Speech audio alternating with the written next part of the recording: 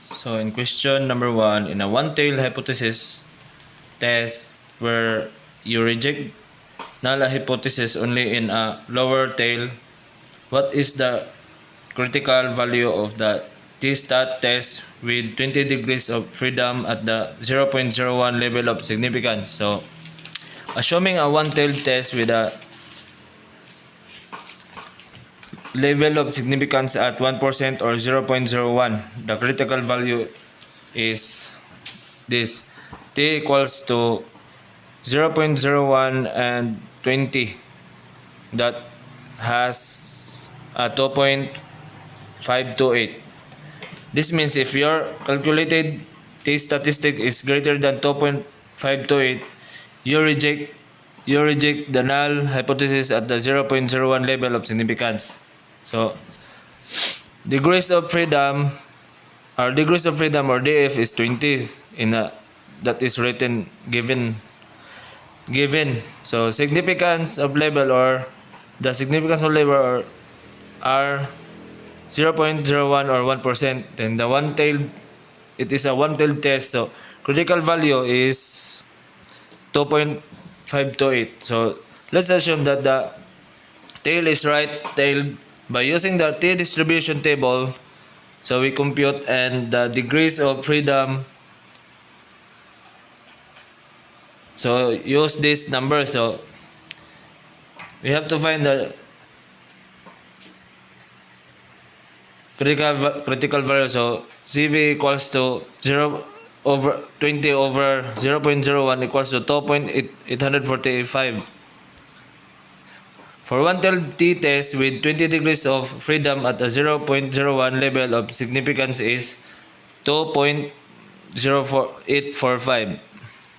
In number 2, given the null hypothesis and the given numbers, we have 375 hours with a significant level of 0.03 or 3%.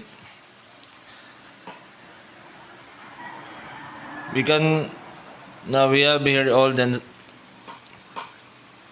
numbers that we can put to compute with the sample mean of 350 hours, population mean of 375 hours, population standard deviation of 100 hours, and sample size of 81. So by using the z-test, since the standard deviation is known, is z equals to sample mean minus population mean divided by population standard deviation and sample size. So z is equals to 350 minus 375 divided by 100 divided of 81 is equals to negative 2.25 by using the z table. Since it's a two-tailed test, we have here the null hypothesis 375. Find the critical values. So now we are going to find the critical values for A2 equals to 0.015 on each tail of the standard normal distribution.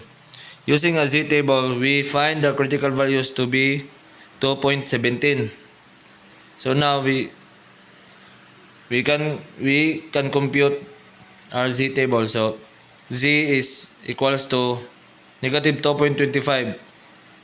Falls out the non-rejection region between negative 2.17 and 2.17, that is the positive line.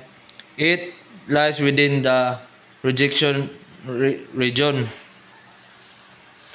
So 0.03 level of significance, there is sufficient evidence to conclude that the mean light bulbs in the shipment is different from 375 hours